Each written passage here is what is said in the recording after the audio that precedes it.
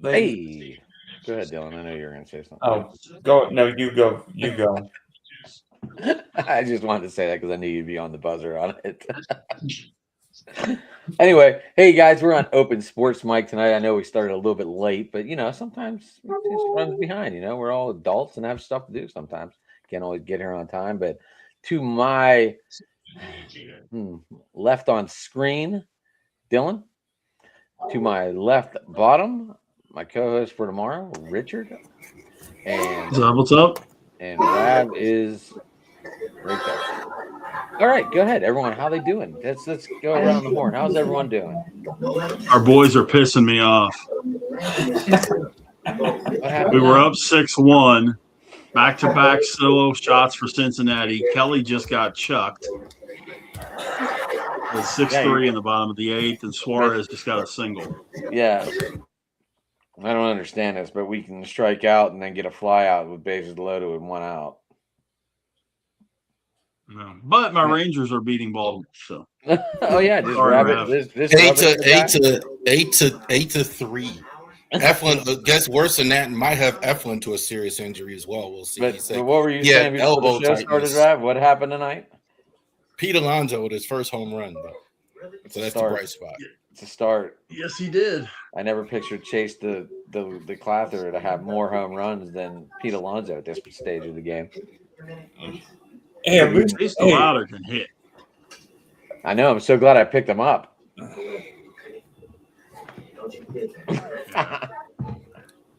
Chase the Louder can hit. There's no question. Him, McGonigal, what is it, Murakami with the White Sox? I don't know. They're getting beat by the Marlins tonight, I saw. Yeah, but Rookie of the Year is going to be a fun race this year. It's now 7-2.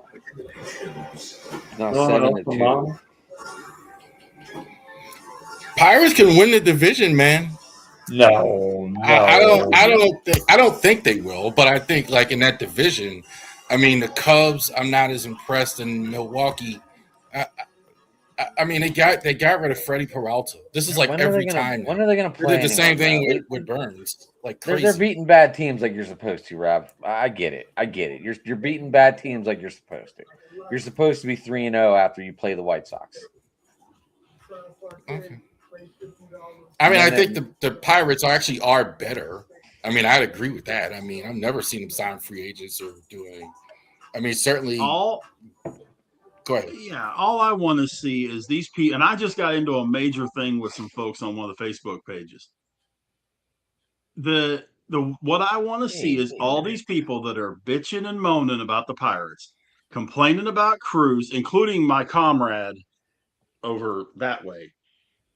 When Cruz goes 30-30, when the Pirates win 80 to 85 games this year, and all this, I want them praising the Pirates as much as they've been hammering them 5 games into the season, saying that they still suck and that Cruz should be sent down. And I even saw one of the guys posted that Lau should be benched because he struck out tonight. The dude's got 3 freaking home runs already. Whoa. I said 78 to 85 wins. I don't want to hear it. I just didn't expect O'Neal Cruz in center field to be playing like he is. Now, his offense is great. I will take that guy's offense, put him on the DH spot.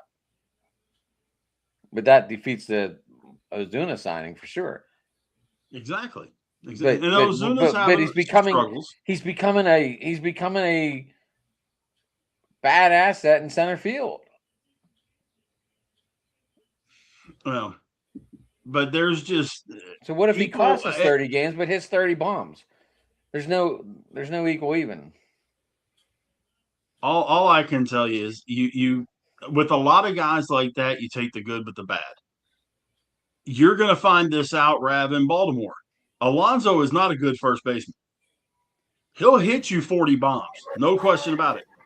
He'll make what should be 40 errors at first. They never get called. They always get put on the shortstop or the third baseman or whatever. But the first baseman's job is to dig the ball out of the dirt. The first baseman's job is to catch the ball. And the error ends up going to the shortstop or the second baseman or whatever instead of the first baseman where it should go. He called that man Kelly Lee. Man. Michael called that guy Kelly Lee. That's bad. Man, Rav, he just took all that momentum on O'Neal Cruz looking awful to just turning it into Pete Alonso. Well, I mean, Alonso's going to be a similar situation. He's going to make errors, but he's going to hit 40 bombs. He'll probably have a better average than Cruz, though. Taylor Ward looks terrible as a defensive player. Like, they got him. I mean, he's kind of not as a well-known acquisition, but they got him. He hit like 36 home runs last year, and he's looked awful in left. I mean, he's been in left. Here's what I would say. I think so literally with guys in new place. I mean, Pete Alonso was actually one of the best at picking the ball at first base with the Mets last year, but I think it's way too early to pick guys. I mean, we know Cruz is not going to win any Gold Gloves. He's not. DBZ. What is DBZ? Dragon Ball Z? Dragon Ball Z, probably. I don't watch Dragon. No, I don't watch Dragon Ball Z. Why? What's the question on this? I don't know anything about it, actually. So some anime stuff. My daughter watches it. Yeah, my daughter's. I know it's anime, but I don't watch it. Crunchyroll. I was thinking. What were you thinking? Hypothetically, tonight we go over. We do different categories in terms of power, speed, arm. You know, who would you want in the situation? Bottom of the ninth, 2 out, runner on third base to get that hit or get the strikeout. And I was thinking, do you want to go pitching, offense, defense, speed first? Because I'm good with anyone.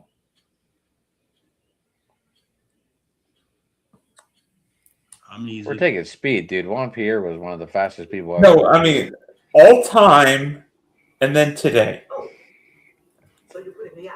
I mean, what are we doing? Stealing bases, or are we going first to third on a single to the Both. left fielder? Both all time and then today. And that'd be pretty amazing going first to third on a single to left field. And all time, I'd take Ichiro. Yeah, that's a good one.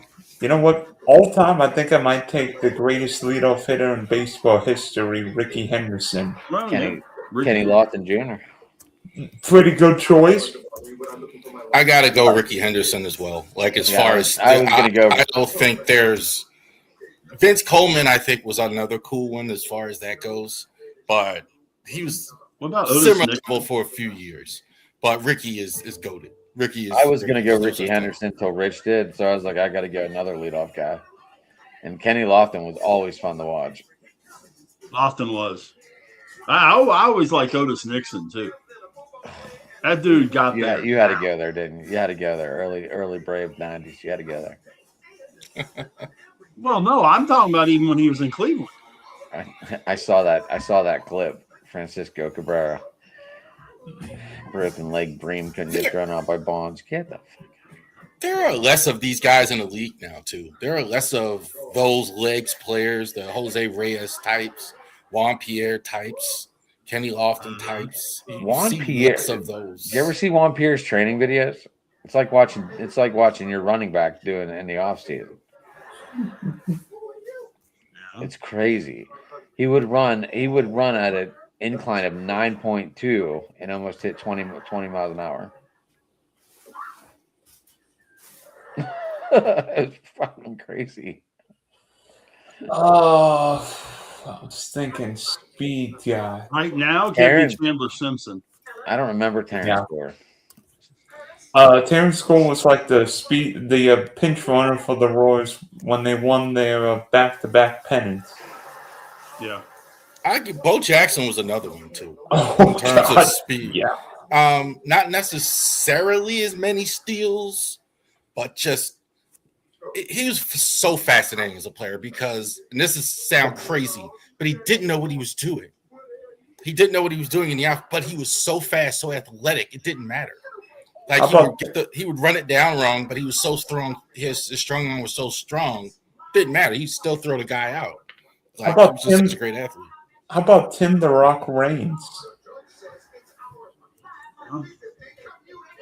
He had that knack. I don't know how fast. I don't know if he's in his prime. It's like a longevity player more than anything. He I seemed will to tell play you till he was this. like 46. I watched him play. I don't think Adam saw him play.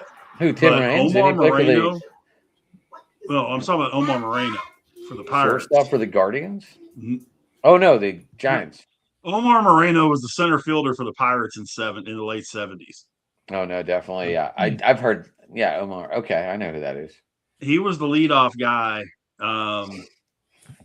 for the World Series team in '79. Super fast guy, especially on the bases. Led the National League in steals 2 or 3 times. But I'll tell you one that we didn't talk about that is very sneaky with that is Trey Turner. Mm-hmm. Well, that gets to the nowadays guy like Trey Turner when you talk about that guy. One other one I did want to bring up that's not a guy was Ozzie Smith was another one. Certainly, at least for his defense, his range was unbelievable in terms of his speed on defense was Even as he got it older, wasn't only backflips. he did one every opening day at least.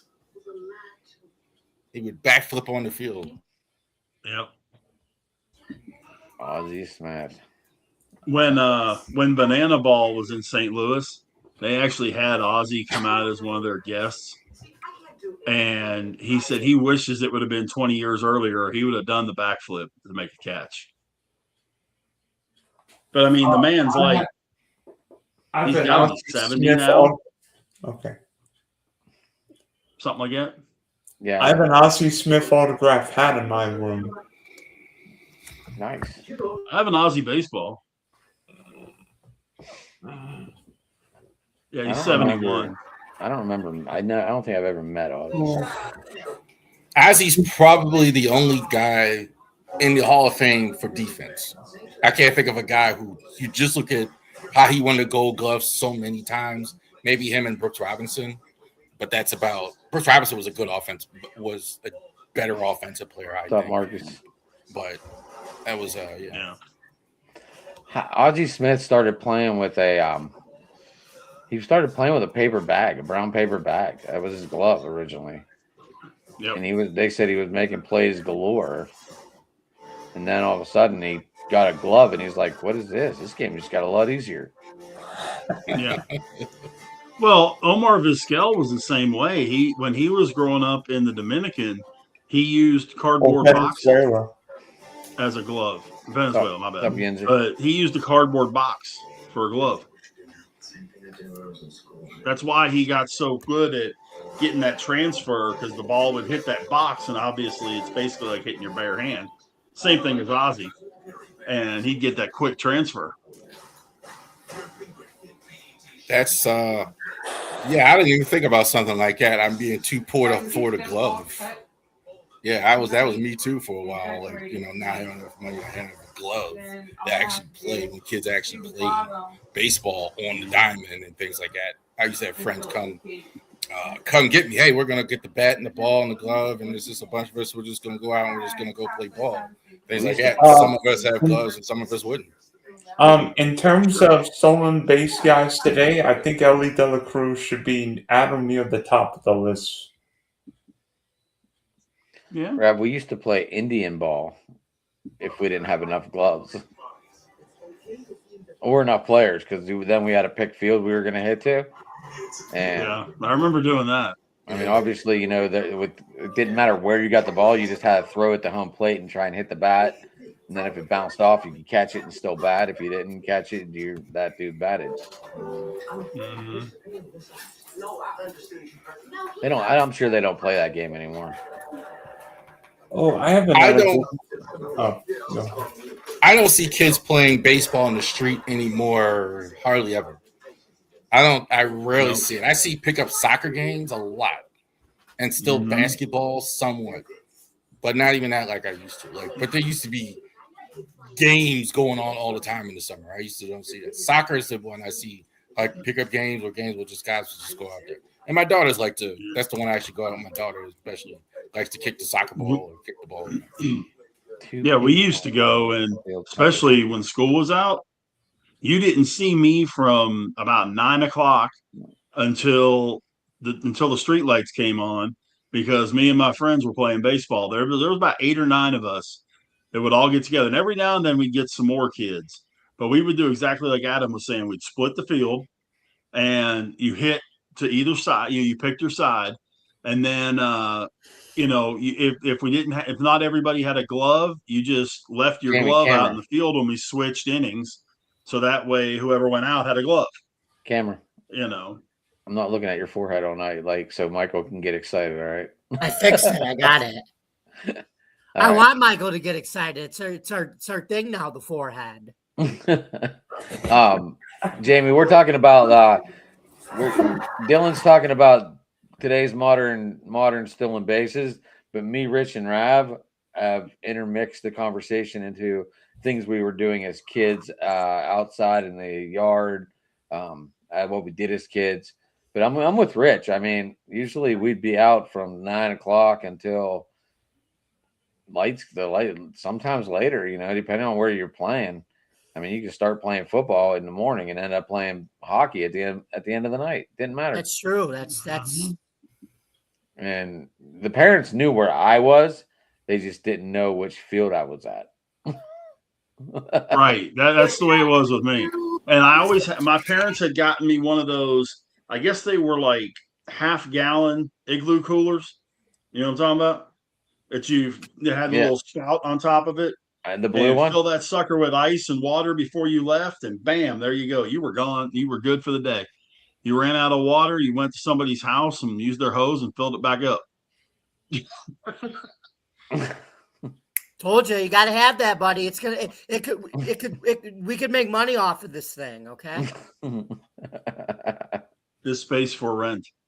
We're in a world with get rich quick schemes. So I better get a cut of that being on the channel.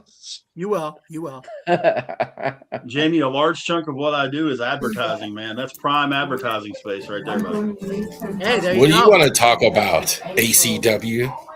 What do you want to talk about with the Cody Rhodes theme there? I mean, how about another speed guy today, Bobby Wood Jr.? I think you got the list right when you said De La Cruz. I almost feel like he is the list. There's nowhere close. Jimenez is close in the speed. I think there's certain fast players. Simpson's every bit as fast. I think Brian Buxton is really impressive. When I've seen him on both sides, he's just not as good of a hitter. That's why I like De La Cruz. Like De La Cruz offensively is going to give it to you too. But those other guys, Jimenez, Buxton, they're not as good offensively, even though they're really quick. Trey Turner. Buxton made the MLB right out of Double-A. He skipped actually the Red Wings and went right to the Twins from Double-A. That's actually true. Yeah. That was true of Manny Machado too. He never really played AAA. He came straight from boom. Speaking of someone we just mentioned, Mr. O'Neal Cruz just parked his second one of the night. Bangers. That's all right. Good job. What about Ronald Acuna on that list? 70 stolen base a couple years ago. If he's healthy, you're right. Well, obviously, Rich, you obviously don't like what the league did with the stealing with the bigger bases, but we all know the bigger bases is a part of the stealing coming back. As much as you don't like that, and I don't mind. No, I don't mind the bigger bases. What I think is dumb is limiting the throws over to first. That's what I think is dumb. Oh, I'm not against the base thing. I mean, I'm okay with Hey, that. the league knew they had a problem and they wanted to get, a crucial part of the game back in, and they thought that's what you got to do. What do you guys think of ABS so far? I know you don't like it, Rich, but they had to put it in because the umpires for 40 years these umpires don't freaking know the strike zone like from a little league umpire to now. They don't even I mean, know. Jamie, but neither does the ABS. The ABS does not adjust to the batter. It's funny though. The ABS for Aaron Judge. The ABS is overturned like every call that the umpire's gotten wrong so far this year. But what I'm saying is, if you look at the ABS for Aaron Judge, and then look at the ABS for Spencer Horwitz, it's the same box. The strike zone is completely different for those two guys, but yet it's not the same strike zone. Pitch to knees on Aaron Judge is that big. Okay, Spencer Horwitz is about that big. Rich, can I ask you a serious? ABS doesn't vary. Can I ask you a legit, question for you, right? Yeah. Say obviously the Pirates say if the Pirates were in the World Series, right? Okay. And it came down to it was a 3-2 pitch, bases are loaded, right? And they call that pitch a strike, but everybody knows it's a ball. Wouldn't you want them to challenge it? So it's a ball and the Pirates don't strike out and lose the World Series. That's the difference between the Pirates losing the World Series and the game continuing. You got to look at it you don't want your team to get screwed by that, I don't, but I also want the scale to be right. Right. I want the scale to adjust with each hitter. Pop in, Jay. A 6'4" hitter has a different strike zone than a 5'10" hitter. Oh, so you're looking at it by height. That's why if you notice, they measure the players based off of height, but it's what they said about it on the Yankees game. Did you know that in between 10 o'clock and noon, the players are taller, but they're shorter by 3 or 5? How does that work? Because the MLB was measuring these players for that. That's why. What? The strike zone, when you look at the rule book, says from a standing position. Yeah. The rule book says from a standing position, the strike zone is from the armpits to the top of the knee. Yeah. The plate, the width is never going to change. That plate's 17 inches, day and night, Friday, Tuesday, doesn't matter. But the height of the player changes from spot to spot to spot, and that ABS does not change. So until that changes, it's not accurate. So it's really a detriment anyway. So it needs some kicks. See, but here's the thing, though. Jason, you and I agreed. We liked the ABS. We wanted it. Remember, you wanted it too. I yeah. Hey guys, how you doing? You remember you wanted the ABS and we wanted it too. Yeah. What? Wait. Rich is trying to say that it's not accurate in terms of the players' heights. He's saying that a strike zone for Aaron Judge, the ABS for Aaron Judge is 6'7", is different than a small player at Alejandro the guy Kirk. for Toronto. It's different for him because Alejandro Kirk, because he's shorter. He's saying it's not accurate based on the player's height. What do you think of that? Actually, I would tend to agree with that a little bit, Jamie, but you also have to factor in, too, that the ABS is also going to be affected by how close to the plate a lot of hitters stand, how far back in the box they are, how far up they are. Yeah. So the ABS is designed to accurately measure a strike based on what the strike zone is programmed into the system. And it doesn't take into account all the different positions and the different stances that the batters have. And he is right. Rick is right. The size of a batter, the height, short, tall, does factor into that as well. So freezing up there, Jace. But I said, but guess what though? it's doing what it's meant to do because everybody knows CB Buckner is like the league's most hated umpire. And guess what? All of his calls got overturned because he's been horrible at it for so long. CB Buckner, like he's like the most wanted umpire in the league. We all know that. Oh, Well, yeah, he's horrible. I'm sorry, Rev. but there's one thing too. Take a guy we were just talking about, Ricky Henderson. How did he stand at the plate? He was way down. Despite of his height, he ducked down. And then you got a guy who's a little bit taller, maybe a Darryl Strawberry. How did he stand at the plate? Real tall, really no crouch at all. So that's a thing too. Well, and there's another aspect of it too, because the ABS is based off the middle of home plate. Okay, so if you have a pitch that drops, okay, and they showed this last night. In fact, there was a pitch that missed by 1/10 of an inch low, but it was a strike, and then it dropped. Well, if it's measuring from the middle of home plate, it's where it crosses home plate, not the middle of home plate. It's where the pitch crosses home plate, which is the back of the dish.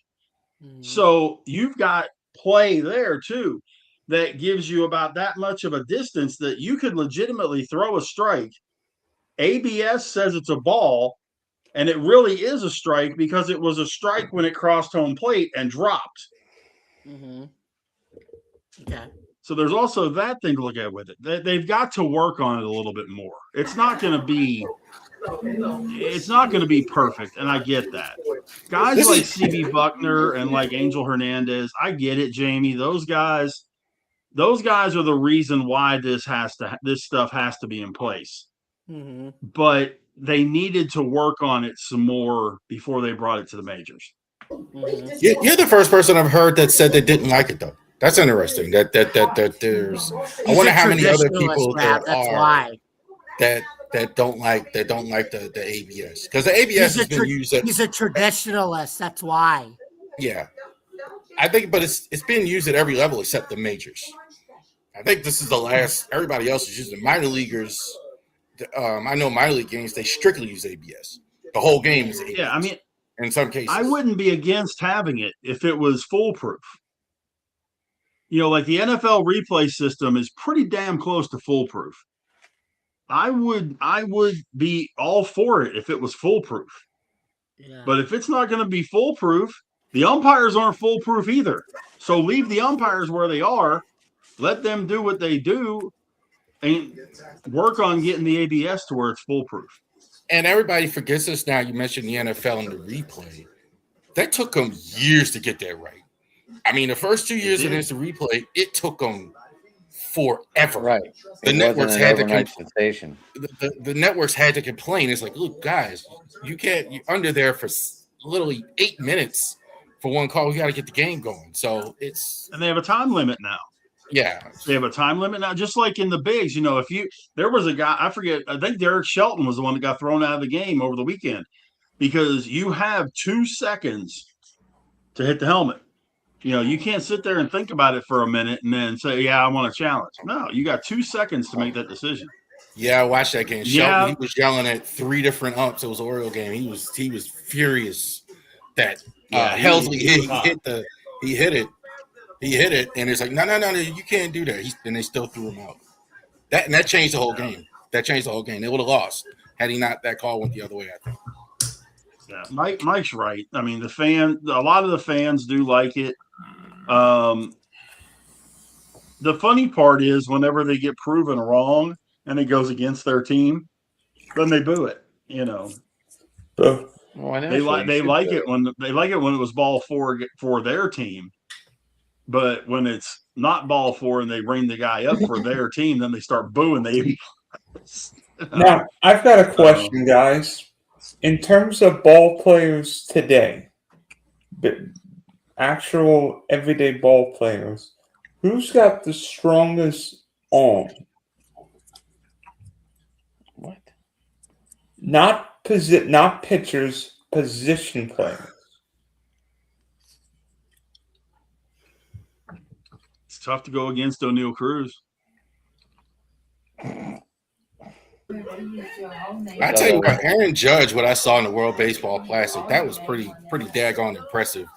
Haven't seen that one much, where a guy from right field throws a guy out at third base like that, throws a guy out just, and it doesn't really hit the ground. So that was pretty impressive, I thought, as well. That's what you want in a right fielder. That's like old school to me.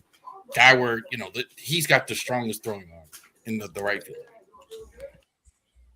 Yeah, and you need that arm in right field because, like you said, that throw from right to third, that's why the left fielder should have the weakest arm because he's not throwing to first. He's either throwing to second or throwing to third, which is a shorter distance. That's why, Vlad Guerrero Sr. and Dave Parker and guys like that played right and had those just cannons, Clemente. Yasiel Puig. Awesome arms. Oh, Yasiel Pig. Gee, man, he was, yeah. Yep. I saw Ichiro. in Yasiel, in Puig's rookie year in 2000, I think it was 2008. 2018. I'm sorry, I don't remember what it was. But in Puig's rookie year, I remember he tracked down a fly ball into deep left field at the edge of the warning track, and he threw out a runner from the fence line where the warning track stops without breaking a sweat. Didn't even have to hit his cutoff man and threw the guy out by a country mile. Puig, I mean, hey, I know he's not playing anymore. I know he was a disaster of a player, but that arm he had, I mean, whew, man. No, you're 100% right. Dewey was the same way. Dwight Evans, yeah. Dewey Evans was great. And, Big Rich, I remember a guy that used to play for the Pittsburgh Pirates a long time ago by the name of Glenn Wilson. Glenn Wilson played in right field. He played for the Astros as well and the Phillies, but Glenn Wilson used to have a cannon for an arm in right field. So that goes way back, of course, to the 80s and 90s. I know Dylan's question was players of today, but hey, sorry, Dylan. By the way, all time, I don't think anybody saw him was stronger than Bobby Clemente.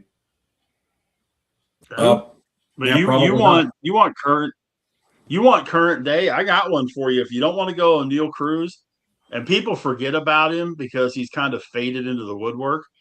How about Ramon Laureano? Mm-hmm. He had a good arm. He was throwing guys out at the plate from the center field warning track. When he played for the A's, his nickname was Laser Ramon because every single throw was straight and spot on. And he is a good player, by the way. Like he never became this huge star, but I was very impressed with him last year with Baltimore when the Orioles had him for a whole season. I thought he was very impressive. You know what? Plays with a lot of passion. I'm not going to pick an outfielder for my guy. I'm not going to pick a catcher. I'm going to pick a shortstop. I think Mason Wynn might have the strongest arm of any infielder I've ever seen in baseball. And it's not just that I'm doing that. Mason Wynn's part of my baseball analytics class, but I think Mason Wynn's arm, if the Cardinals need a pitcher in like the 15th inning, Mason Wynn could throw 95, 98. He's that good. Sean Dunston was like that with the Cubs in the 80s. Yeah. Anyone ever watch Jose Mesa? That was the name. That was the name that was in my head too. The Sean-O-meter we had back then. No, not Jose Mesa. Who was it? No, did you ever watch Jose Mesa warm up? That was my question. Yeah. Really? Well, I know Mark Grace used to say that Sean Dunston just threw that ball too damn hard across the infield. He used to pray that it wasn't.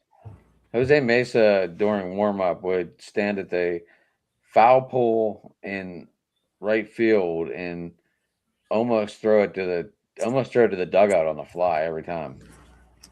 Mm-hmm. Dude's warm-up was unbelievable. So today, for instance, we know who the GOAT of relievers is. That'd probably be Mariano Rivera. The question is, if you were up 1 run with 3 outs to go in the 9th inning, who's coming out of that bullpen? Bullpen among today's relievers. Well, I just did this on the channel last week. Who are the 10 best relievers? And I call him old baby Mason Miller, man. Like unbelievable. Like now he throws 100, like a lot of guys do nowadays. But his ball just moves crazy. Not just the heater, like even the slider is like at 98, 99. So I'm taking Mason Miller above anybody else. Diaz, a little bit ahead of Edwin Diaz. I like Mason Miller. It's tough to not go with that. I mean, until he lost his mind and decided to get stupid, I would have said Clase. But yeah, you're right. I'd go with Mason Miller too, Rav. I would.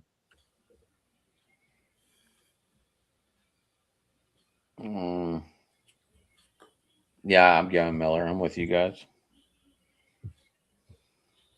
When he's healthy, though, Hader's pretty nasty. Yeah. Would have loved to have sat in on a home poker game. You know what?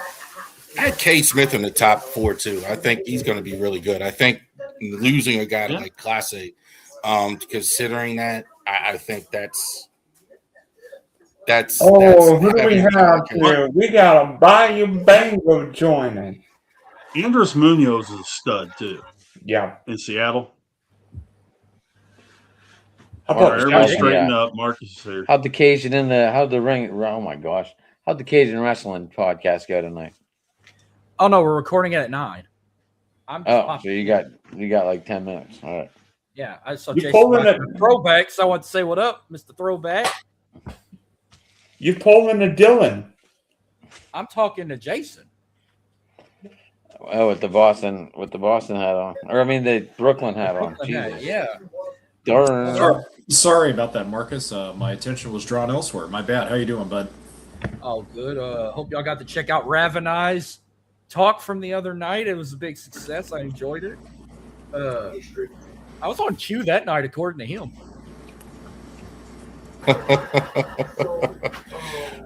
You and Adam are like, I'll say that, talking to y'all. Like you kind of never, you two both kind of never let me like take full control of the conversation. Y'all have that in common. Y'all just can't do it. Like in that sense. Like, yeah, you'll just start talking about I let you have the conversation. What are you talking about? Well, I'm just talking about your natural nature. Like it's just not in you to actually do that. So definitely check that out, Marcus. Dirty South Entertainment. You know, that's from being a host, Rav. I think that's where that comes into play big time. You know, you just have that tendency of just wanting to be behind the picture, you know. And I just need the Rockets to win, and I won another parlay back to back. Never happened before. Gambling, rambling, Cajun. Yep, I picked them nasty power Texas Rangers to win, and they won. And then I took Toronto to cover. They're up 5-1, and the Rockets are up by 14. If they can keep that up, I'll win money again. How much? About $36, $7. Oh, never mind. That's not big enough for Dylan, Marcus. That's not part of his game. Sorry, I don't have Dylan money. I don't bet hundreds. So I know it's been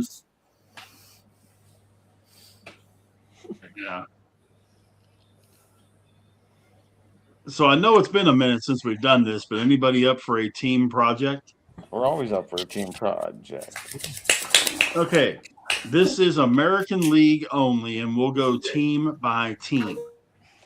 I have the active players who are the home run leaders versus each team. So, who is the active player with the most home runs against the Los Angeles Angels of Anaheim, Orange County, the beach over there, all that good stuff? I was gonna say, Marcus. Is this for me? Yordan Alvarez. It's team building. Throw it out there. Nope. Who is Jose Altuve? So is it against each team or is it for each team?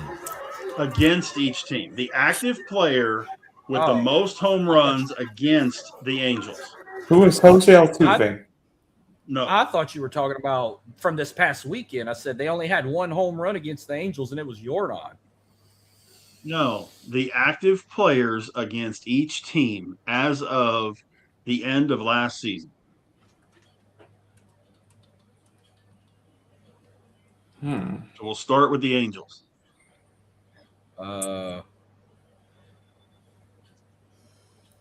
Corey Seager's not on the list, right? It is not Corey Seager, no. Okay. Who is Matt Chapman? No. Julio Rodriguez. Yes, sir. I'm just trying to think of teams that. I have no idea if I'm gonna get any of these right. This is hard. Do you want to move to the next one and then come back to this one? Can I? Yeah, Can I go? I'm not sure. Adolis Garcia, like Michael just said. Adolis Garcia, no. Marcus? Well, for the Astros, I was going to say Jose. No, this is the most. No, this is the the Angel. activist player against the Angel to hit the most home runs. Oh, was it Freddie Freeman? Right. No. Figured that. You want to move to the next team and then we'll come back to this one? Sure. Yeah, that's fine. Okay. So what active player has hit the most home runs against Marcus's Houston Astros? Who's Mike Trout? That would be correct. So we move to the A's. Are you looking it up? No.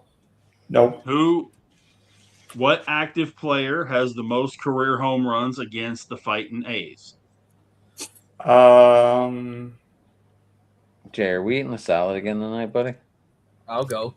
I'll take this one.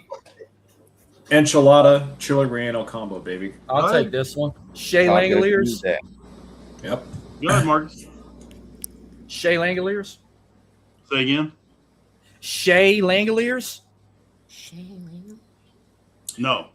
I'm going to against say the A's. I'm going to say against the A's. I'm going to say Salvador Perez, Sally Perez. Sal Perez, no. No? Okay. Oh well, it was worth a shot. Mike Trout is probably what I'm thinking for them too. It actually is Trout. I'm pretty sure that whole division you could say Mike Trout. Yeah, that. Except Or for the the Anaheim Angels. Next up is the Seattle Mariners. Who has the most home runs against the Seattle Mariners? Who's that Trout fellow? It would be Mike Trout. Okay, I bet it's the next answer. I'm catching a pattern here. No. We finished the Western Division with the Texas Rangers. Who has the most? What active player has the most home runs against the Rangers? I don't think. I bet it's Mike Trout. I bet it's Mike Trout. It is Mike Trout. It is Mike Trout. Okay, The so tricky one is who's got the most? So who's it against the Angels? I missed Jeopardy. I've got a really we'll good come guess. back to it. We'll come back to it. No, I've got a really good guess. George Springer. That is right. Oh, George can Springer. we have another? We need another Jeopardy night.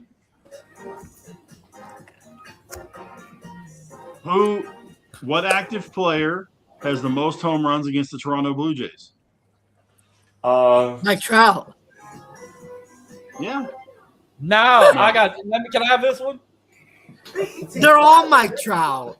Say again. No, Aaron Judge. It is Aaron Judge. Against Toronto. How about the Jamie, most home runs against the Yankees? I was going to say Ryan Mountcastle for the Blue Jays. Randy Arozarena. No. Who has the most against the Yankees? Not Randy Arozarena. He's a Yankee. Yeah, it's not Randy Arozarena. No. Mike Trout. Vladimir Guerrero. It's not Mike Trout. Vladimir Guerrero Jr. It's not Vladdy. Dallas Garcia.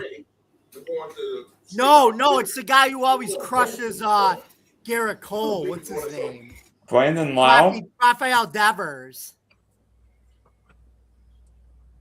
Rafael Devers is correct. Yep. Because Way to go, Michael and the Jamie. That had to be the power of the forehead. Cole. That had to be the power of the forehead there. This one might be the easiest one. How about against the Boston Red Sox? Judge. Garcia. Oh, Dallas Garcia. Uh-oh, we lost him. I'm a gotta be Judge here. Gotta be Judge. I think it's Judge or Garcia, but I'm gonna say Garcia. I don't even know where Rich gets half of these questions. I'm sure he just finds them. Could be Shohei there. All right, so we lost Rich. Trivia is down for the moment, guys. Whoops. Maybe this could be the time we can have next time we can have a Jeopardy night again. That way I can actually not be in the vehicle again and I can understand the words correctly.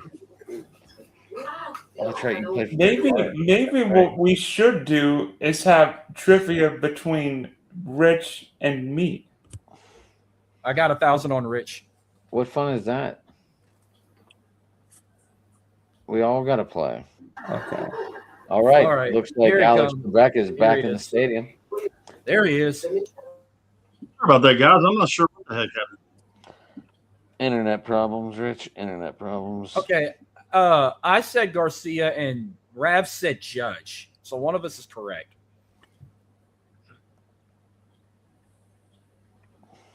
I'm not sure what's going. Let me reset my computer and come back. Okay, well. I'll give you that. Stros are kicking the Red Sox ass again. 6-1, bottom of the 6. Marcus is going to be late for his own podcast here. They won one game, and now they lost, 3 in a row, 4 in a row? The Red Sox, and I know Jamie's nipples are hard right now, me saying that. What? Wait. We're keeping this string PG rate. We're not going to rated X. This is not. Well, nipple's not a cuss word. We all have them. No, we're not. We're not getting banned. Okay, we'll call them udders. Okay, hard udders. He can't help himself. He can't help himself. Who's got the hard udders? Marcus, you better get over your shit, boss. I know. Find me at Dirty South ENT _. This episode is going to drop Thursday, April 2nd. But other than that, I'm going to go live, I think Thursday night for On The Go. I need a whole day tomorrow to edit it and distribute it and publish it. So my show will be Thursday this week, not tomorrow. Thursday, April 2nd. I'll go live with On The Go. That's my pet peeve, editing shit. But other than that, I want to come say hey to you guys and hope y'all have a wonderful night. Hope hey, you guys.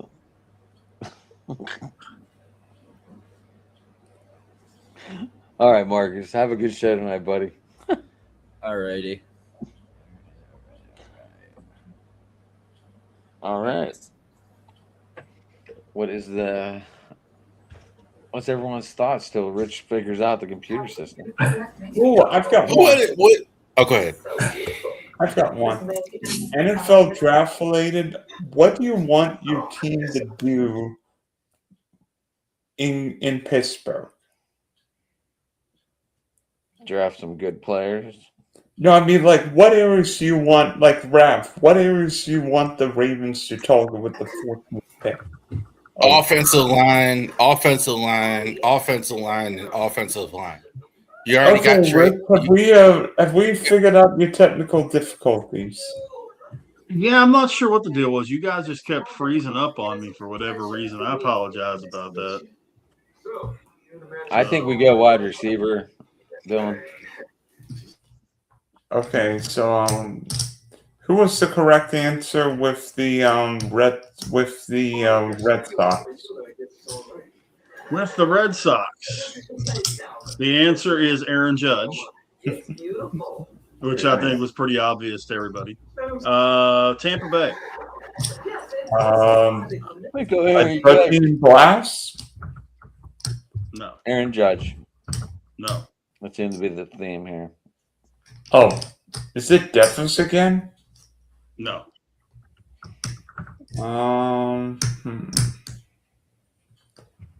Vladimir Guerrero Jr.? No. You take the donut. We're on Toronto, Jason. Teoscar Hernandez. Or I'm sorry, we're at Tampa Bay. I'm sorry. Who's hit the most against Tampa Bay? Oh, most against Tampa Bay? I'm going to stick with Teoscar Hernandez. No. Shohei Ohtani. No.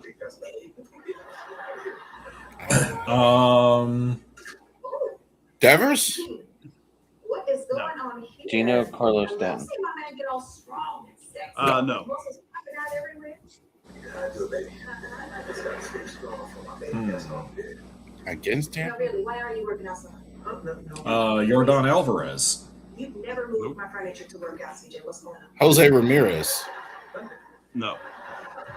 Jesse, what's going Any of your Orioles, Rav? Because, they do play them twice. None of them would have the all-time record. That's why I'm eliminating them. It's not an Oriole. Yeah, You can't do too many. Oh, I would hope it's. Oh. That's what I said, Michael Stanton, and that was wrong. Giancarlo something. Bo Bichette. And yeah, that's wrong. Bo Bichette. No, sir.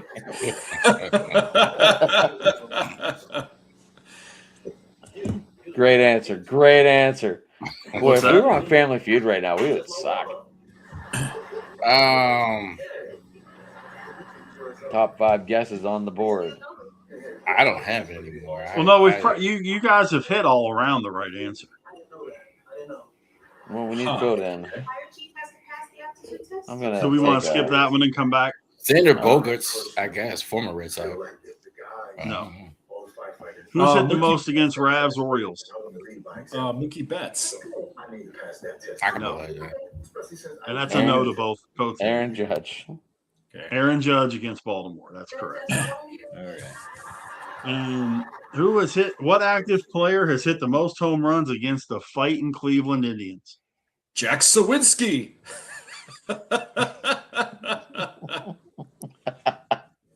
Jack Sawinski, baby. Jake, quit making me laugh. Sorry. Jack Sawinski. Get the fuck.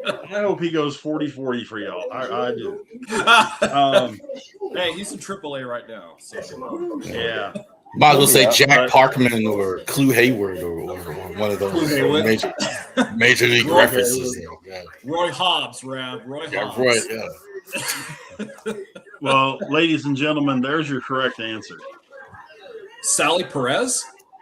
Against Cleveland, yes. Sally Perez? No I thought kidding. you were. I thought you were going to say Roy Hobbs. I was like, what? What I know. active player? What active player has hit the most home runs against the Kansas City Royals? Jose Ramirez. That would be correct. Yeah, that'd be my guess. What active player has hit the most home runs against the Detroit Tigers? Jose Ramirez. That would also be correct. Eeyore. What player has Tigers, I hit the said most Eagles. against Minnesota? Jose Ramirez. That would be incorrect. Carlos Santana. No, sir. Aaron Judge. Good guess, though. Saudi Aaron Perez. Judge, no. Runs against Saudi Minnesota. Perez. Sir? Perez. Salvi Perez. Salvador They're Perez would be illegal correct. They're illegal daycares. And then the Chicago White Sox. Jose Ramirez. Wait, wasn't That there would be illegal correct. daycare centers that hit the most home runs against Minnesota? Get it? There you go. Jose. So we still have the Tampa Bay Rays up there that we haven't gotten the correct answer for yet. And the Anaheim Angels. No, Dylan got it with George Springer. Oh, that's right. But we still have not named the player with the most home runs against the active player with the most home runs against Tampa Bay Rays. You guys have literally been all around. You really have. I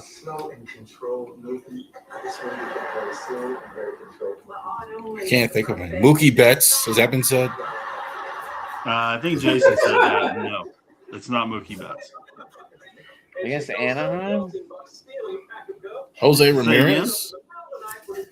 Hey, Not Oscar. Jose Ramirez. Teoscar. This is against the Tampa Bay Rays, not Teoscar. Yeah. Can we get a division breakdown like West? Yeah, Tampa's in the American League East. I meant for Anaheim. Can we get a what division the guys in? Because we already got the Anaheim one. Oh yeah, fuck. We're working on Tampa Bay. That's the last one. I'm not the brightest tool in the shed sometimes, or sharpest tool in the shed. Jesus Christ. You guys are really gonna just like throw your heads back when I give you the answer on this. Wait, what's going on? What's going on? Tampa. We can't figure it out. We're still working Tampa Bay. We've done all the other ones. We're still We got back to Tampa Bay. Rich, you better not tell me it's Justin Turner, man. It is not. Okay, good. It is not Justin Turner. Okay, good. Wait a minute, is he still an active player? No. He's, at present, Rev, he's currently not on any major league roster. I was going to say, that's a good question. I don't know if he made a roster or not. I promise you guys have bounced all around the answer and not given it. Who is Bo Bichette? Already given. I'm going to say Nick Gordon, baby. I'm at my wit's end. Nick Gordon. No. Okay.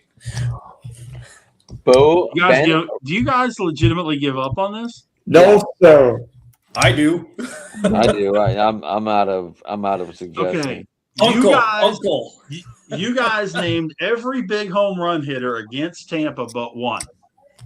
And you said the man's name 4 times previously. Who's Corey Seager?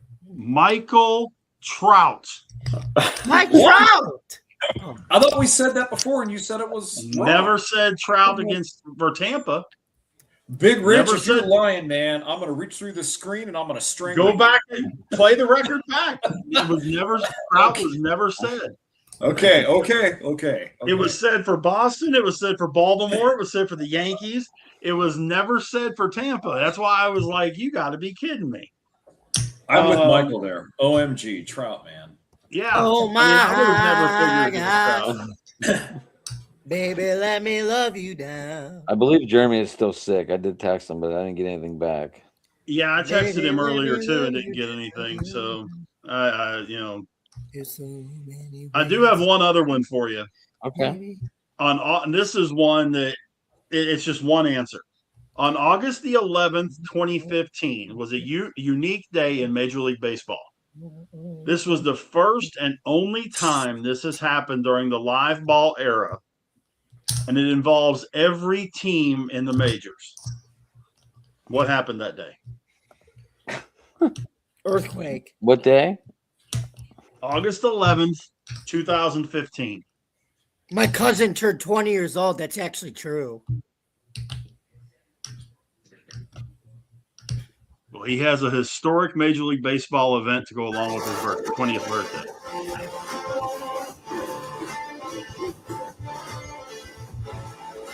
Mm-hmm. That's all I can. Oh, Is that Roberto Clemente Day? no, No, sir. no, no. I think Dylan looked it up. Somebody had a perfect. I'm not going to say. Jackie Robinson Day? No, No, that's that's April April 15th. No, When they retired all the jerseys? Yeah. Mike. 42. No, that's not right. That's not it either. Whoops, sorry.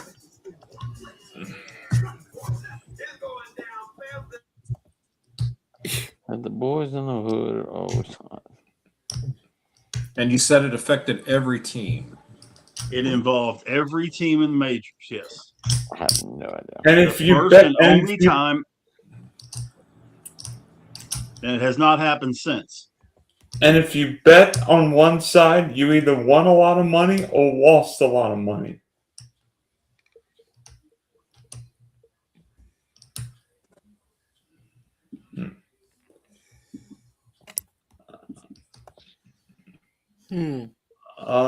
Rich? So let me show you why. I think I got him on this one. Yeah.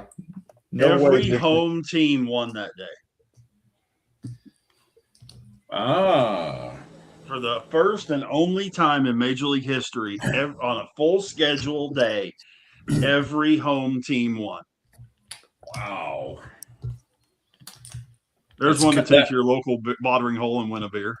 Yeah, right. That's like an amazing stat when you. That's unbelievable. That's so simple. It went right past you.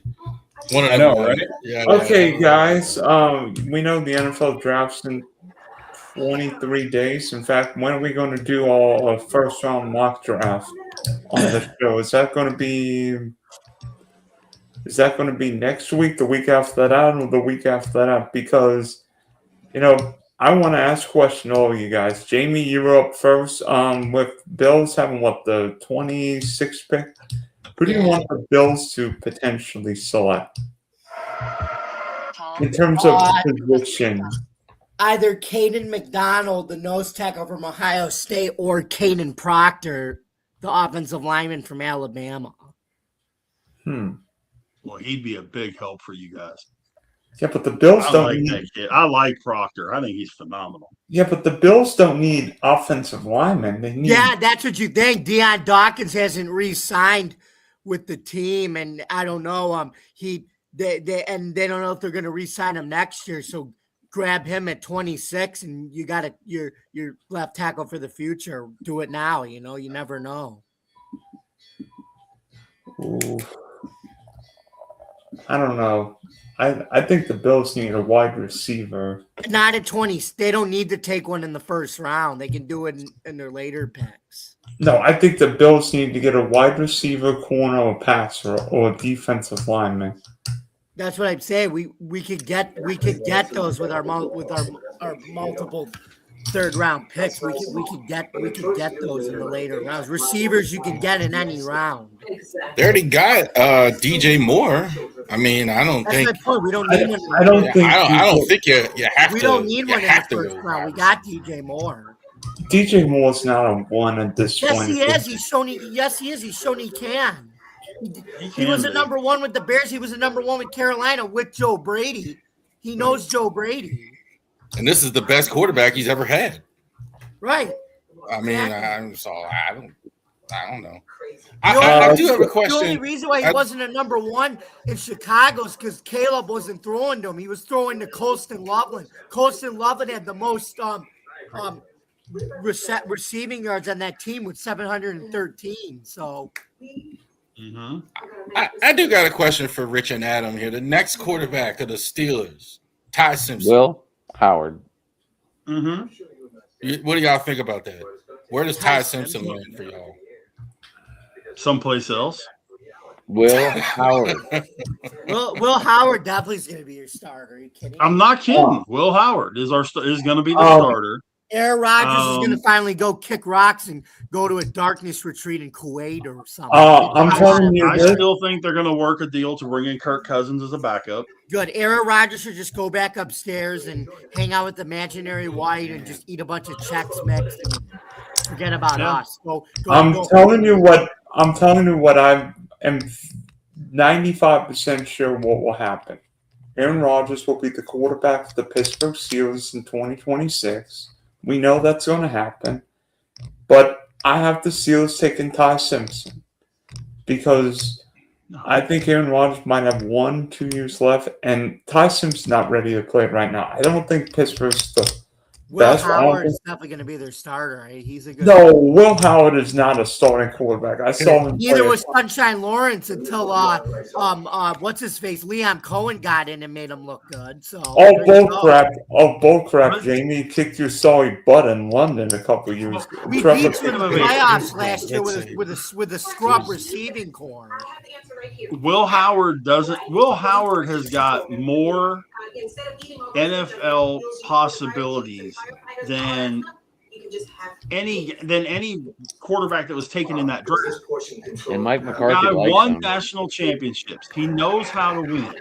And he has the ability to run. He can throw the ball out of the stadium. This isn't Mike Tomlin anymore. He's going to be playing with McCarthy. Coach. Yeah. Exactly. He's going to have two receivers that can both blow a defense up. And Michael Pittman and DK Metcalf. I still think he's going to have another wide receiver in the first round, Rich. Quite possibly. But You answered the question a little bit. Okay, so when you say that you don't like them or you don't think the Steelers would do it. I don't think Ty Simpson's a first-round quarterback, but I think there will be a team that will be dumb enough to take him in the first round. To me, there's only one first-round quarterback in the whole draft, Mendoza, and that's Mendoza. Mendoza, yeah. Now, if you took We had one Christian good year. Chambliss and you took know. Ty Simpson, second or third round, yeah, I'm there on that. But am I using the number one pick on one of those two guys? No. Not if there's them 4 big wide receivers still sitting there. I'm not. I don't care if I'm Pittsburgh or who I am. It's not going to matter. I don't think they're first-round guys. Here's the other thing with Simpson, too, and Aaron. So let's say the Steelers want to sign Ty Simpson. I'm not saying they want to sign him. Aaron's not going to come. I can tell you that. If they pick a quarterback in the first round, he's not going to show up there then. So it's possible that they don't. We don't want Aaron Rodgers. We don't want Aaron Rodgers. So we want him to go away. Let his last pass in the NFL be a pick 6. Yeah, and then he can go away. But the Steelers have bigger needs with that first-round pick than a quarterback. Another receiver, a defensive lineman, an offensive lineman, all those would be really, really useful. A quarterback is not useful. It's just not. They need someone that can take over for Cam Hayward when he retires. Right. They need, which is probably going to be, and if not at the end of this year, the end of next year.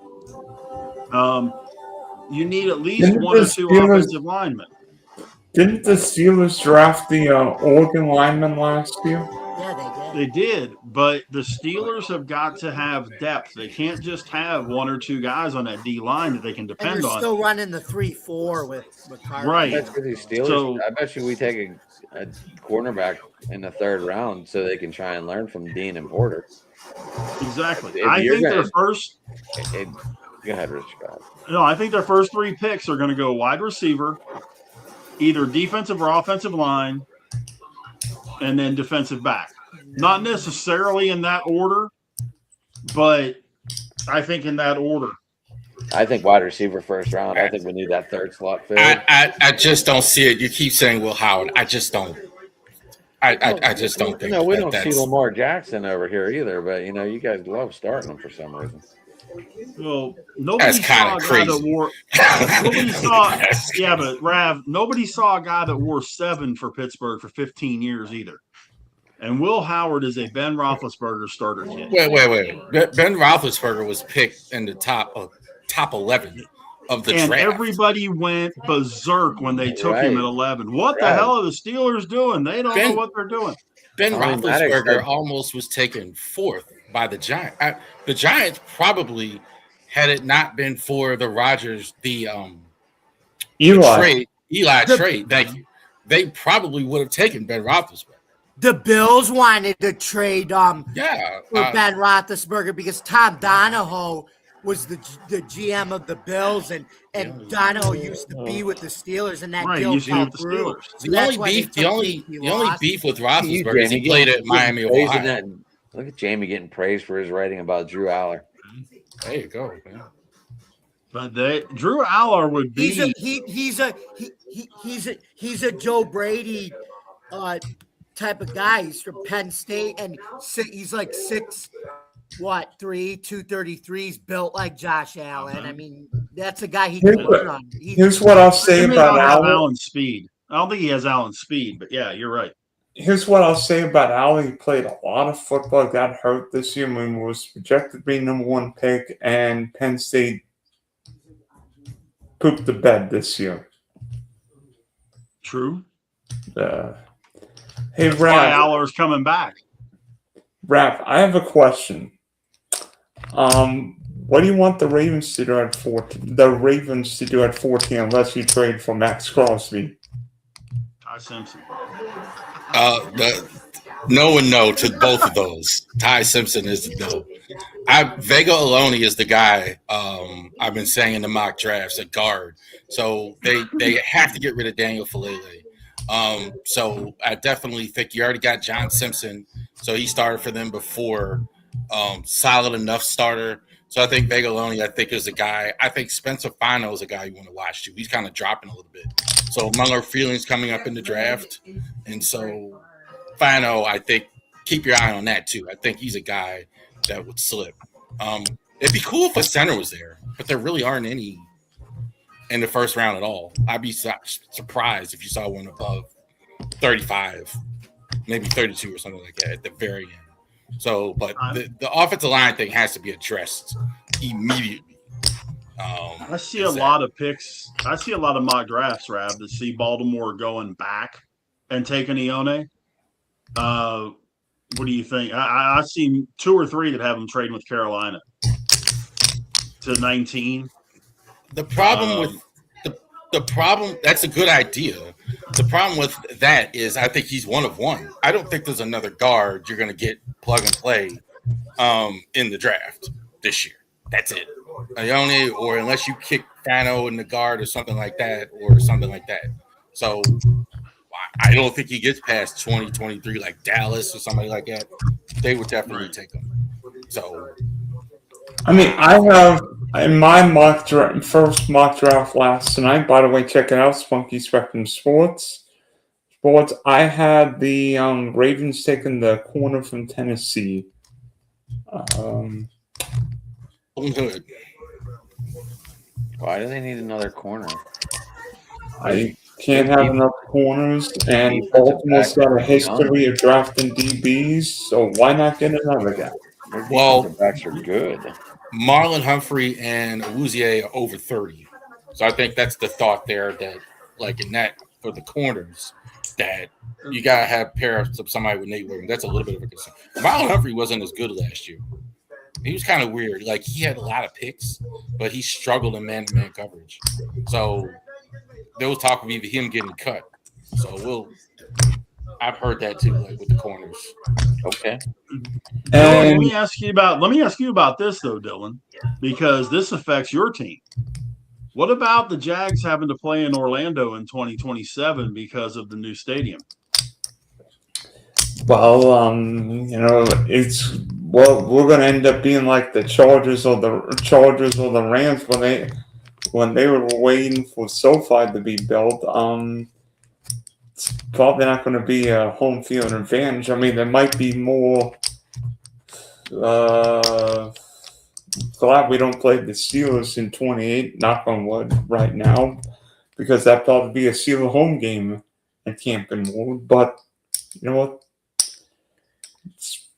What happened? We tend to do that. Yeah, we have a tendency to take over and not care what you guys think. Exactly. Say they're just a Bills fan, Jeff. The only place I don't think we really take over is Baltimore. And Green Bay. Yeah, right, dude. We're pretty heavy in Green Bay for being. Yeah, we travel well. Yep. By the way, speaking of all pack, the guy Jason, Green Bay doesn't have a first round pick. We've heard. I don't know why the Packer players are dissing out the floor. What do you want to see different about Green Bay this year? What do I want to see different about Green Bay next season or this upcoming season? Well, that'd be in the draft of the season. Well, honestly, Dylan, it's kind of hard to answer that question right now because Green Bay has so many different needs on both sides of the ball, both defense and offense. We know that it sounds like Romeo Doubs is gone, so we're going to have to find a way to replace him. They have questions on the offensive line. They have questions at cornerback. They have questions up front on the defensive line. I guess what I want to see different from them, Dylan, is I want to see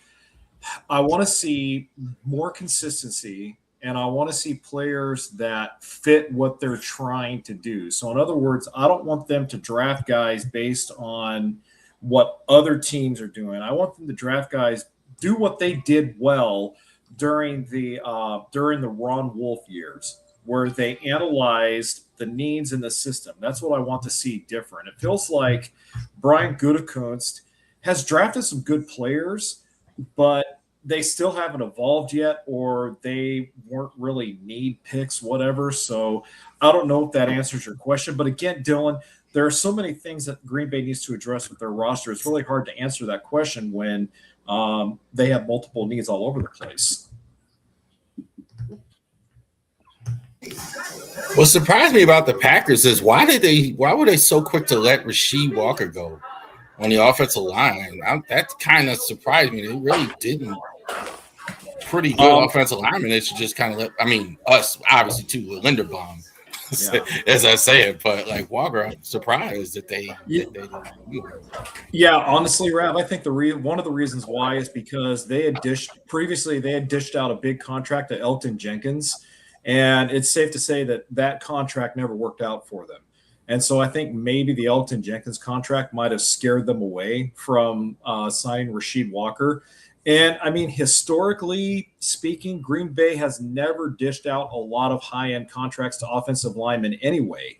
That one that they gave to Jenkins a few years back, I think, was like the first mega long-term extension they gave to an offensive lineman probably since David Bakhtiari before he retired. So I honestly think the previous contracts are what scared them away from re-signing Rasheed Walker. And also, they do need to get younger on the line as well, Rav. They need to get some younger guys on the offensive line. So Green Bay, I think, also is looking at that and realizing, hey, we have some veterans that are kind of cycling out now. We need to get younger, and Rasheed Walker is a veteran. So that's just my take on it, though. Rich, not only that home run by O'Neal Cruz tonight, what accomplishment did he get tonight? Well, he hit 2 tonight. All right, but what accomplishment did he hit tonight? Yep. I guess I could go for everybody. 100th stolen base. I said with the home run tonight, what accomplishment? Well, with the home run, 100th home run. Nope.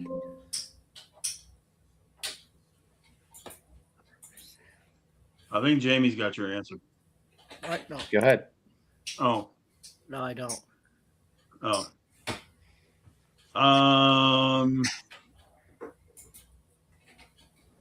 Did he make 2 errors in the same inning? No. Sorry, I tried. Trying to think what that would have been. Good one.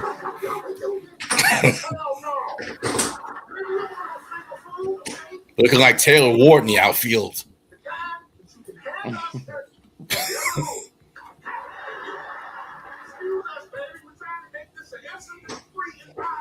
Or Dylan Beavers in center, for God's sake.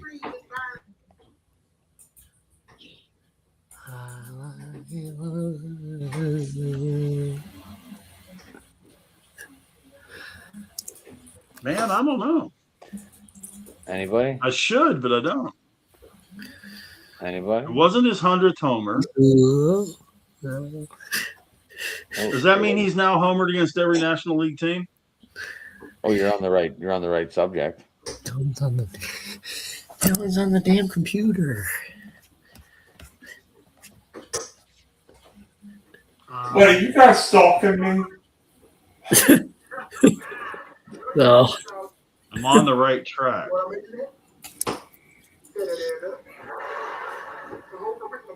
You look like my cousin Dylan back in the day when he was playing the PS1. He couldn't have hit one against all the teams. He did. Huh? He did. He did? He's hit one in every ballpark now. Oh, really? Okay. Yeah. I wouldn't have thought that either. Yeah, I didn't think he'd been around long enough to do that. That's cool. Did you guys hear about what happened at PFF? Like, I thought that was kind of gangster of Collinsworth here. All the layoffs they had. So apparently he sold PFF to, what is it, Teamworks? Wait, what happened? Pro Football Focus got sold. So he sold it for $100 million, I think it was, or something in that neighborhood. And they immediately laid off like half the staff. Like, so he gets $100 million and they lay off half the staff when Collinsworth is already worth like what? $50, $60 million, I'm be conservative. Like, yeah, the thing about that deal I thought was interesting is they say he's going to still be on the content side as an advisor. So what else do they even have? What else is worth it there where they would want it? That, you know what I'm saying? What else is it besides that? Yeah, I don't know. I mean, I from what I see here, they laid off the fantasy football analysts, their NFL editors. Sale was between 130 and 140 million. So, oh my gosh, one of the greatest movies that ever came out today, comedy wise. Yeah. But I'm just trying to figure out what are you paying $100 million for? Like, the naming rights. Well, their analytics are huge, man. Pro Football. This is what Collinsworth said when he sold it. Now here's a guy I want. I want him buying my company. Yeah. What great classic movie came out today? 30 years ago. 30 years ago, so 96. Happy Gilmore. Yeah. Oh wow, that was quick. Sounds about right. Yeah. Happy Gilmore did come out in 1996. That's true. But it's today. Oh. Okay. Well, here's part of what they're getting. Okay. PFF is the one that created the All 22, and they're getting all the diagnostics for the All 22.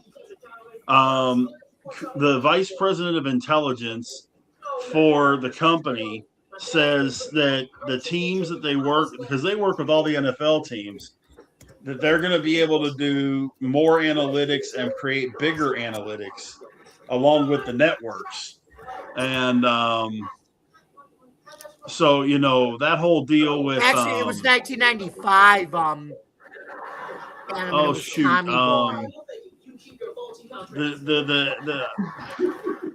What the March hell? 31st, I'm with you. So hold on, Jamie. Hold on. I'm letting these two finish their conversation. I'm just saying I don't know why. I mean, that's worth $100 million to be mentioned during NBC and the NFL and the analytics and the All 22. I mean, that's worth $100 million. Someone wants to pay it, Rev. Aren't you taking to it? have the software to be able to do that and all that? Sure, because every NFL team uses that All 22 for their film and study and all that. And you have to have the software to have access to all the angles and all that kind of stuff. And they own the rights to all that stuff. It's just like all the special analytics that they use on NBC on Sunday Night Football. Mm-hmm. That's who owns it. That's who owns it. So, yeah, that might be worth $100 grand. I could understand that being worth 130, 140 million. Yeah. Well, I didn't know that. Okay, so that kind of makes more sense. The All 22, if you own that, I mean because that's everywhere. All teams, team. And then what's that special analytics thing that they use, powered by ABS or whatever, on NBC on Sunday Night Football when they do the. I know what you're talking about. I can't think of the name. Yeah, like the length of the kick and the degrees of the kick, and next gen. How far up the. Thank you. How far up the center's ass it would have gone and all that kind of stuff. Yeah. Thank you. So yeah, all that stuff that was owned by Pro Football Focus. So that was part of what was part of this deal too. You're muted, man. You're muted. So they're not doing the content creation and stuff as much, or they have duplicate people for that. Or whatever. Well, yeah, they'll still have, they'll have the NBC contract to be able to still do all that stuff. I'm sure but they have podcasts, they have draft, they have their own arm as well as that. So they just eliminated competition from what you're sounding like. Basically, yeah. To a degree, yeah. Someone offers me $100 million, I'm out, guys. Sorry. Yeah. Not throwing you guys to the curb or nothing, but I'll just start something new. Oh, and here you go. The Teamworks PFF amalgamation will continue to be the source of analytics and data for Sunday Night Football. And Teamworks is also poised to return to its analytics partnership with College Game Day on ESPN, now with PFF in tow. So not only are you going to have the Sunday Night Football stuff, but you're going to have College Game Day as well. Guys, I think I'm going to head out. Spunky Spectrum Sports, Big D Podcast. I need to get in. Don Kelly got ejected tonight. Yes, he did. Thanks for hopping on, guys. You know what? I've got a question before I leave. Okay. What should I wear for the NFL draft in Pittsburgh? Should I go casual or go suit and tie? Are you coming here? Are you coming up for the draft? No. I'll probably be on the laptop, but what should I wear? I mean, we can all fucking dress up, I guess, whatever. You could go naked cowboy and wear underwear and a guitar. Yeah, I can. That's kind of gross. Not be on the podcast that night. You know. I would wear. If I wasn't selling hats and jerseys, I'd definitely be wearing a suit and tie on camera. Well, maybe we should wear suit and tie. I would do. I definitely do it. Yeah, maybe we should at least wear a dress-up shirt and tie and for the draft here on draft night, whatever we do. I'm gonna have. I didn't wear a tie for my wedding. I like you guys. I ain't wearing a tie for you yahoos. Listen, you're getting a clip on, bitch. I didn't wear a tie for my wedding. I'm not wearing a tie for this. Your wife would. I'll wear a dress shirt. Your wife would probably rip through the screen at me saying, "You got him to wear a fucking tie." Big guys always hate ties. My brother's the same way. He used to throw a tantrum. My brother throws a temperature every time he ties. Big swole guy, because it's harder for him to wear a tie with his thick neck and all that. He used to hate wearing it. So yeah. I think I saw my dad was 6'5", about 300, and I think I saw him wear a tie maybe 2 or 3 times. His college graduation was one of them, and I think there was like 1 or 2 other times outside of that. And that's it for in my life. So, but guys, we are at an hour and a half. We ready to wrap it up? Yeah. I'm ready to call it. Go ahead, Ryan. One more thing. Did you guys watch Sunday Night Baseball this week, or know that was the NBC version of it? Mm-hmm. No. What did y'all think? I didn't see. I thought it was okay. I thought it was pretty good. I thought it was pretty good. I enjoyed the way they did it. If I remember right, Jason watched it too, because we kind of brought it up last night. I like what they did a whole hell of a lot better than what Netflix did. Let's put it that way. Yeah, if that's the broadcasting team they're going with, it'll take me a while to get used to them, but overall, I thought they stayed within their lane. They didn't try and make it into a 3-ring circus the way Netflix did. So I was impressed with it for their debut, you should say. They're going to have Ben Noddy with rotating analysts, at least at the start, while they decide what to do. And you're absolutely right about Netflix is terrible at sports. I mean, they've been a train wreck more than one time now. The football, I think, the boxing is even worse. You do okay with WWE though. Yeah, because they don't do anything. All they do is like they WWE knows how produces the whole thing. All they're doing is but like they don't have a clue like when they're producing a sports show. Yeah. But I heard a lot of people say they didn't like it, like in my comment section, like they didn't. It's gonna take some getting used to after it's been on ESPN for like 30 plus years. It is, but I agree with Jason. I think that it takes a minute to get used to it, but I think they're gonna be fine. They work some bugs out. By the All-Star break, they're gonna be just fine. Cool. All right. Hey, you can get me at Driving to the Top Productions on YouTube. You can get me at Sports Talk News on Twitter. You can get me here basically every day of the week, it feels like, which isn't a bad thing. And tomorrow night, me and Rich go live with some Steel City talk. sure we're going to be fighting about O'Neal Cruz's defense, and we both don't complain about his offense. But I don't know how that works out. No king. I need to buy the man some sunglasses. Who, me? No, Cruz. Oh. Sunglass Guarantee today has them for $5. He needs something for day games. Maybe teaching him how to play center field in general would be a good idea too. But first things first. I mean, I would have rather left him at shortstop, but hey.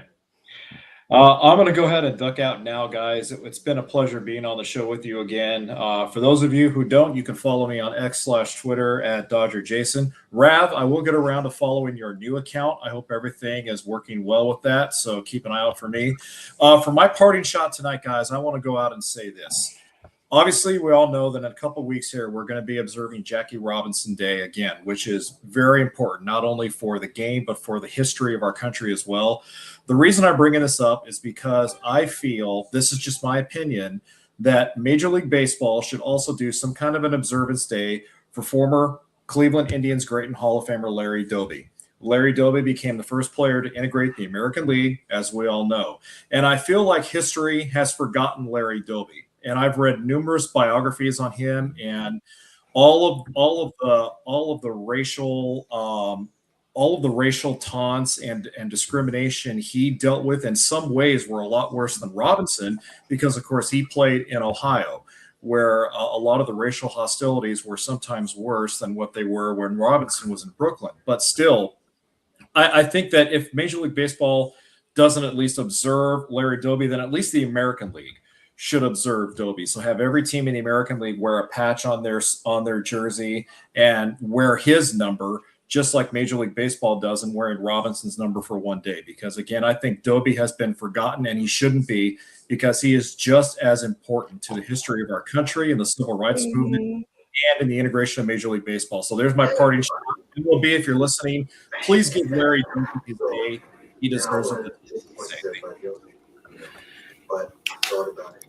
Well said, brother. Outstanding. Thank you. And with that being said, I love you all. Peace out. God bless. We'll see you on the flip side. All right, brother. You going to be here next week or what? Yeah, I should be here next week, barring any unforeseen circumstance. So no playoffs, baseball starting soon. Here in California, high school baseball playoffs don't begin until May 15th, so I have still at least another month and a half for that. I didn't. Are you covering any games now? No. I'm not going to start covering games until teams begin their league play, probably towards the middle or end of April. But I'll keep you apprised of that and let you know. Cool. Okay, guys. Take care. God bless. All right, man. Have a good one.